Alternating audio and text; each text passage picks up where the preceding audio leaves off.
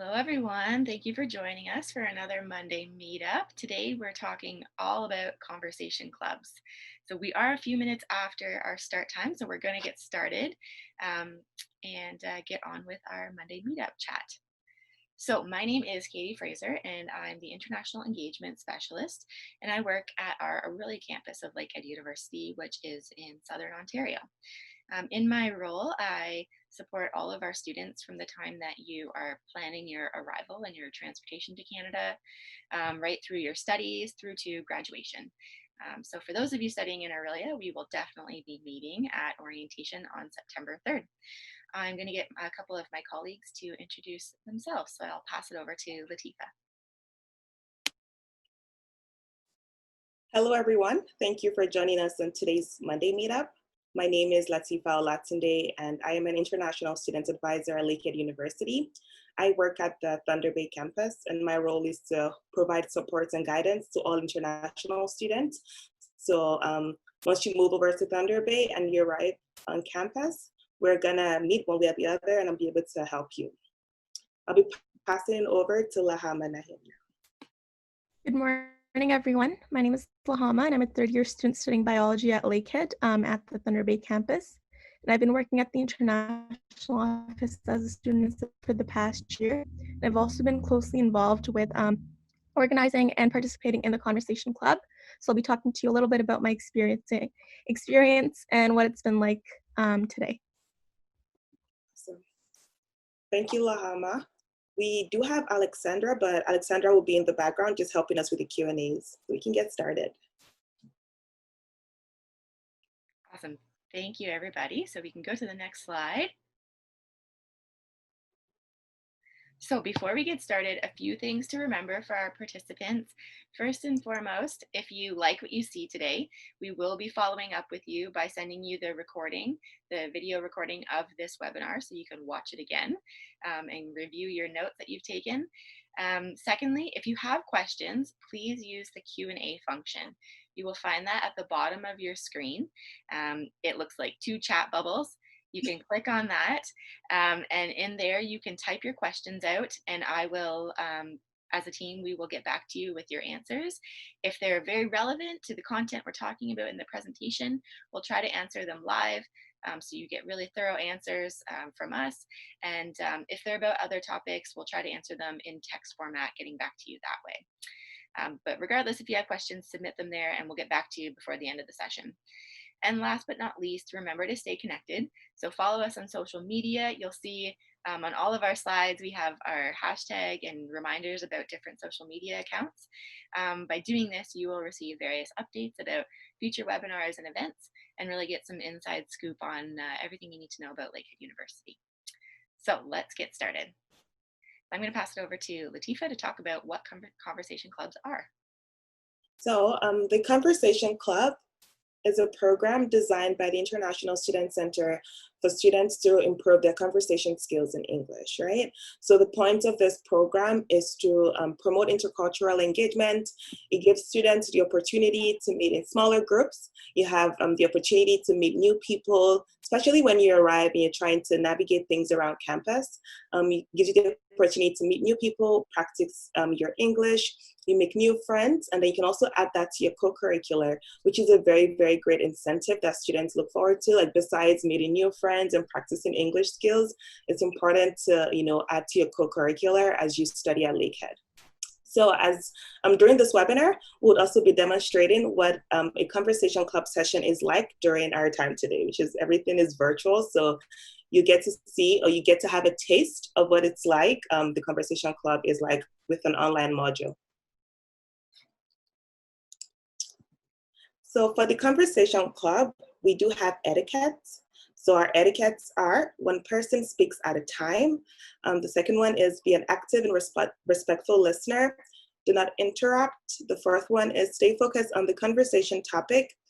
The fifth one would be let's avoid sidebar discussion. The sixth is everyone participates. We encourage all students to participate. We don't want you to just be quiet. We want to hear what you have to say or your thoughts about the discussion. And we're all allowed to have different opinions, but we all have to be kind to each other regardless. invite others into the conversation if you notice someone is being quiet, being your neighbor's friend. Don't be a conversation hog. And the last one, our motto is to have fun, like having fun while at it. So I'll be putting it back to Katie to talk about what the co-curricular record is. Awesome, thank you. So the co-curricular record is something very unique to Lakehead University, and it's a great opportunity for you as a student. It's an official Lakehead document that is similar to your academic transcript, but it records all your non-academic involvement on campus. So this could be anything like participation in the conversation club, maybe a particular on-campus job or volunteer opportunity. Our student assistants get credit on their co-curricular record for being involved, because we strongly feel that all of these opportunities are very valuable and kind of make up all the different work that you're putting in at Lakehead University. So we want to make sure we can document it for you. Every Lakehead student has access to their co-curricular record, or CCR for short, through My Success. So as a student, you have your profile set up now, you have your ID number. My Success is something you can log into now and start checking out, but you will get more information as the semester starts about the co-curricular record. So to help you understand a little bit more about what this is, I'm going to show you a sample of a co-curricular record of a current student. So this is the co-curricular record for Jessica Dinner, and Jessica has worked with me at the Orillia campus for about 2.5 years now. So you'll see she started her co-curricular record in 2016. She was a student library assistant as part of the support staff there. It has a brief description about what her position involved, and then learning outcomes on the right side that are attached to that. So Jessica's co-curricular record, because it started in 2016 and she's been very involved on campus, is actually very lengthy, but for the purpose of this webinar, I've just included what the top of it looks like, and then on the next slide we have the very bottom of the co-curricular record. So you'll see here the most recent or more recent activity is located closer to the bottom in chronological order, but for each activity there is a description and learning outcomes attached. And at the very bottom, you will see that our Vice Provost of Students and Registrar, Andrea Tarzitano, signs off on this document, because again, it is an official Lakehead document that you can use in your portfolio, maybe for take to job interviews, anything like that that's going to help you out in your next steps towards your career. So next slide, please. So I'll turn it back to Lakehead. So now we pass it on to Lahama to get us started. So I'll kind of be giving you guys a taste of what the conversation club looks like, and I'll be asking some questions and we'll just take turns answering them. So the first question I want to ask is academic based. And for me as a current student, or to Latifa or Katie as past students, did you find it to be more effective to study at home or in a public space like a library or a quiet cafe? So maybe I'll start off by answering it for myself. I personally study better when I'm not at home, because I find when I'm at home, I live with my family and I can't really control how loud they are. And also it's really easy for me to find distractions at home. You know, I'll walk into the kitchen, I'll go sit on the couch. But if I'm in the library, I'm kind of forced to focus and pay attention to the content I'm studying. So personally, I really like going out of the house and going to like a different setting to, study for a test. How about you, Latifa? For me, I would say when I was a student, it depends on the course, right? It's something that I don't really need to like shut everything out to like focus on, then I would, be at home. But because sometimes I find that, in the library, there can be so many people there that, once someone gets up to get something, that can like distract me, but at home it's just me because I don't have family here. But some courses I would prefer to be in the library and just like, not feel comfortable by my couch and not get distracted by TV or a TV show or my cats or something. I just want to get out. So yeah, it depends on the course, I would say, for me. Yeah. How about you, Katie? Yeah, so for me, similar to Latifa, my house is pretty quiet. So if I need to get some focused work done and really concentrate on something, I'm okay working from home. But if I need to do something that's a little more creative, or maybe want to work with my colleagues and get some ideas flowing, then a busier environment, studying in public somewhere, getting together, maybe at a coffee shop or on campus in the learning commons, that would be more useful. So I like to change it up depending on what kind of tasks I have to get done. Right. Awesome. Awesome. So the next question I'm going to ask you guys is a little bit more personal, and it's about your childhood. So what is your oldest memory that you can remember as a child? And maybe I'll kick it off again. So right now, as I'm thinking about this, I actually moved to Canada when I was 3 years old with my parents. And one of the earliest memories that I can think of is actually going through airport security with them. And I, for some reason, remember that we had a lot of cutlery, like we had a lot of spoons, and the metal detector went off. So I remember them opening up our luggage and seeing that we had a bunch of spoons, and there were just being spoons all over the TSA table, and that's what I can think of right now. That's funny. That is interesting. Wow. For me, like, what can I, like, childhood memory? I would say like the childhood memory that I can remember very vividly would be maybe at the because we like in Nigeria we call like grade school primary school. So like in primary school doing like the end of then get like I have to like dance. What's it called? It'll be like rehearse and we have to, like be a part of like a dance show and we have to do it like presenting to everybody basically. I just remember like always really loving those times, just dancing for parents and kids and getting awards. Yeah, so one thing to remember as a child. That's a hard question. That's a hard question. I Sorry. don't think I've ever considered that question before. Um, Right?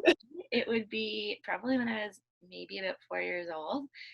So I'm born and raised in Aurelia actually. So it's kind of cool that I get to work in my hometown and introduce all of our students to it. And for me, it was when I was preparing to go to kindergarten. So usually you start kindergarten when you're 4 or 5 years old. But before the school year starts in September, you usually go to meet the teacher with your parents so that you can kind of get to know them and see what the space is going to be like. And I remember going and being really excited about all the different toys and stations that you got to play at. And then afterwards, I remember my parents giving me a little celebratory gift for starting kindergarten that I seem to vividly remember getting that gift in the car after we had our introductory appointment. So there you go, school related. It's cute. Awesome. And one last question I'm going to ask you guys is, what is one thing that you never learned to do but wish you had? So for me personally, growing up in Canada, a lot of students, well, at least in Ontario, you have to start taking French as a second language in grade 4. And I actually lived abroad for part of my elementary school years, so I didn't get a chance to learn French right away. But when I did move back to Canada in grade 7, I learned a little bit of it. And throughout high school, I took it mainly as a chore and just because I had to. And I never really considered that it might be really useful for me living in Canada once I was older. So now I'm not really that great at French compared to my friends who did take really good, like really paid attention in French and, they did French exams.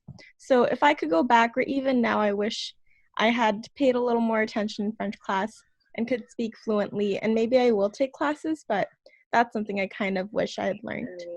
You still can. Lakehead has like a French certificate program, so you can look into. Yes, I'm looking at taking that. Be awesome. I'm looking into that as well, actually, because French is just comes in very handy in Canada. Exactly. Right. For me, something that I wish I did when I was younger was ballet. I don't know. I just have this interest for ballet dancing, and I wish I did that when I was younger because you're a lot more flexible when you're younger, and you can kind of like build your muscles in your body a certain way when you're younger than now. But still looking into it. So just we never know. Next 5 years, you just see me ballet dancing. Yeah. As you guys were talking, that was definitely something that resonated with me. I chose to stop taking French classes when I was in grade 9, and probably every day since I graduated. I kick myself for doing that because it would have been a lot easier to grasp a second language when you're younger. And I know I would have definitely appreciated it more now, but that's okay. But I was going to say another thing that I wish I learned, a skill I learned when I was younger, is probably to play an instrument. Again, when I was younger, I took some lessons through school, music lessons, and it was one of those things that dropped off as you had to start taking other sciences and humanities courses that seemed to keep you really busy. And my music lessons were one thing that kind of dropped off. And as for instrument, I would probably say I would like to be able to play a guitar because you can usually take it wherever. It's pretty portable, or piano just because I think it's a really beautiful sound, and you hear it in so many different types of music. So yeah. Awesome. Do you guys think we should do another question, or should we maybe save some for the end? What are your thoughts? I think we can do one more. Try one more. So yeah, I think this one's kind of cool, but I want to ask you guys if there's one thing about your culture that you're really proud of, or you think is like the best thing about your culture. So when I was thinking about this, I thought about so I was born in Pakistan, my entire family's Pakistani, and we have really, really big families, and they're very close. So even some of my uncles live together in like a family system, and it's just like a very, very big family dynamic, which I'm really proud of because it constantly feels like you're surrounded by people that support you. And, like when you get together for celebrations or festivals, it's just a giant party, but it's not like it's all your family compared to here where I only live with, my parents and my brother. So that's something I'm really proud of having when I do go back home, and proud of just knowing that I have so many people around to support me. Right. That is awesome.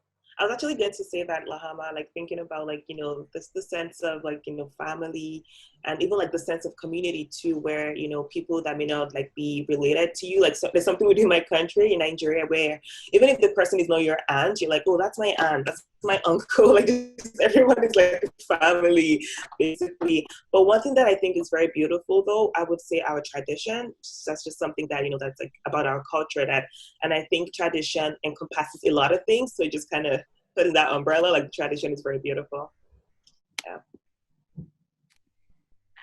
For me, that's a tough question. I would say family, super important. We're really close with our family. Um, and I think one kind of cool fact about our family is that my mom and my grandparents immigrated here from the United Kingdom when my mom was younger. And one cool thing is that my grandparents' wedding anniversary is actually on Canada Day. So I thought it was kind of neat that the country that they chose to establish their family in, they also get to celebrate a unique milestone in their life along with the new country that they chose. So for us, Canada Day, which is July 1st every year, we always get together with like that side of my family and do something together because one, it's always nice to celebrate like your grandparents and their life, but then also Canada as a nation too. So that's always kind of a tradition every summer that we get together with family and celebrate both of those important events. So along the same lines, very family oriented and doing things together and celebrating annual traditions. That's really beautiful. And that must be a lot of fun, having both on the same day. Mm-hmm. Yeah, it's really great. And for those of you who have never been in Canada over Canada Day, there's usually a lot of celebrations going on in all different communities. So in Aurelia, what that looks like is usually a big festival along the waterfront where there's park space. There's different activities and kids games, and there's usually a big parade that happens at around the middle of the day, and lots of local businesses and organizations will have decorated floats and people dressed up, just celebrating what they love about Canada. So every year we joke that the parade is actually for my grandparents. That's really cute. Yeah. So just like today, thank you both for answering those questions. And just like we saw today, in the many times I've participated in the conversation club, I found it amazing how so many different students from different backgrounds find lots of things they actually have in common through conversations. And the Conversation Club is a wonderful program for students to come together and connect with each other and make new friends. And I definitely think it's especially beneficial for first-year students to attend the Conversation Club because you get to meet people from all around the world and different cultures. And during that first year, it's really important to, like expand your horizons and make friends. And this is a really, really great way to put yourself out there. So that was just to give you guys a little taste of what our Conversation Club is like. And I would definitely encourage you guys to all join and come meet us and other people when you're at Lakehead. And I'll pass it back to Latifa. Thank you so much, Lahama. It's very nice. So basically, as Lahama said, that's what we wanted to achieve today, to get you guys to see what it's like to be part of the Conversation Club. And I was wondering, as we were answering the questions, do you guys have any questions about the Conversation Club, how it runs? Would you be interested in participating in our next session if you were to be sent a Google form? Please let me know in the Q&A, in the chat box.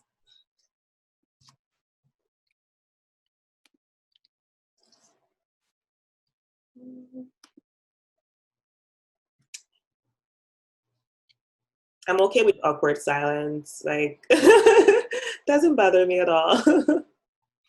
No questions coming in. The only question that we've received so far, not specifically about conversation clubs, but about our general admission process.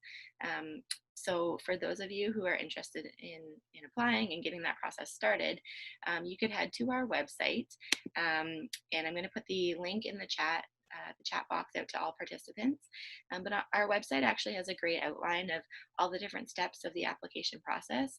To get you started, it's usually a great idea to check out the different programs that we offer and find the one or two that you're really interested in. And from there, you should then look into what the general admission requirements are, which will help guide you in terms of whether you're ready to apply, and what type of documentation you need to include with your application. So I'll go ahead and put that in the chat box. But if you do need to, if you do have further questions, you can send them in the chat box now, or the Q&A box, sorry, or you can reach out to our admissions center for more assistance with that.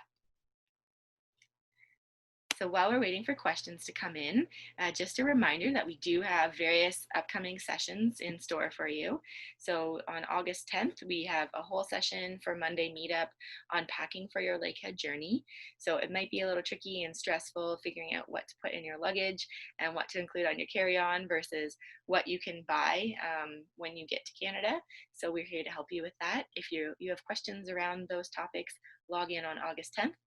The week after that, on the 17th, we have a session on the importance of staying connected and staying engaged. So we know from our experience, and our students can tell you, that when you come to university, it's not all about academics and how successful you are in the classroom. It's also about connecting with peers and connecting with staff and getting involved, because there's a lot of opportunity for personal growth and development as well. So yes, your academics are important, but there's lots of other opportunities that are available to you as well.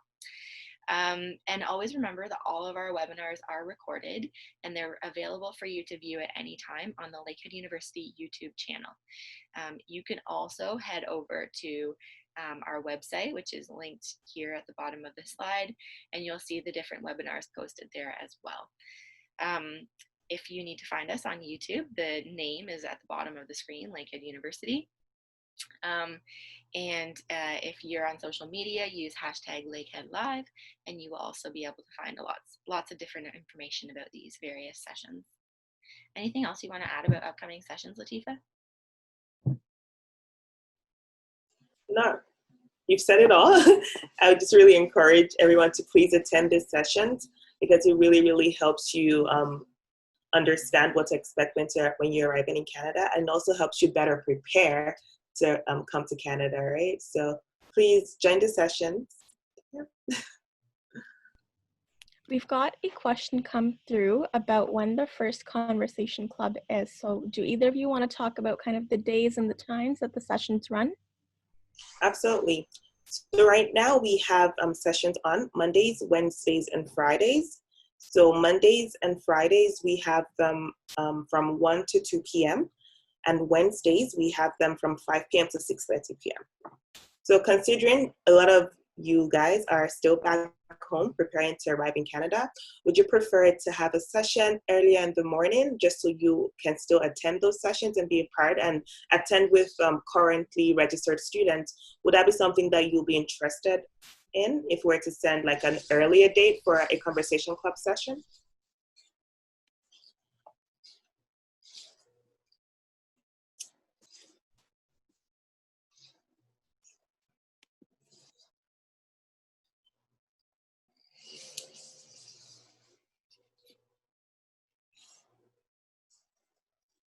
Okay, well, you don't have to answer right away. I will be creating a session for an earlier morning session, and that will be sent out to all students. So you'll be able to see when the sessions are. And in the poster, we would have the URL to the Zoom link to the Zoom session. So please feel free to click on the link and join the session whenever you have a chance to. Perfect. So we got one more question coming through. The question was how to go through culture shock. So culture shock is something very common that we often talk to students about. And it's so common that we actually have a whole Transition Thursday webinar coming up this Thursday. That will be with myself and Laura Puttis, another international student advisor. And we are going to talk in greater detail about the different symptoms or phases of culture shock and give you lots of different suggestions and advice on how you can overcome it and make it less of a stressful experience for you. So I would strongly advise you to join our Transition Thursday webinar this Thursday, July 30th at 10 a.m. So if you head over to the website listed on this screen, you can get registered just like you did for today's session. And we'll talk more about it there.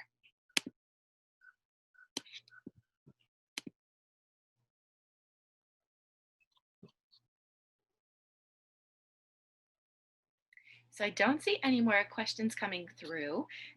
So we are going to wrap up the rest of our content here, and we will stay online for a little while as people start logging off. And if you have more questions, we'll stick around to answer them. But aside from that, thank you to everyone who has joined us today. Thanks for taking the time out of your day.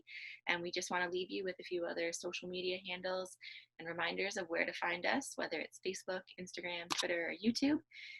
Check us out there. And if you're also curious about getting an insider look at the campus, we have virtual campus tours available on our website.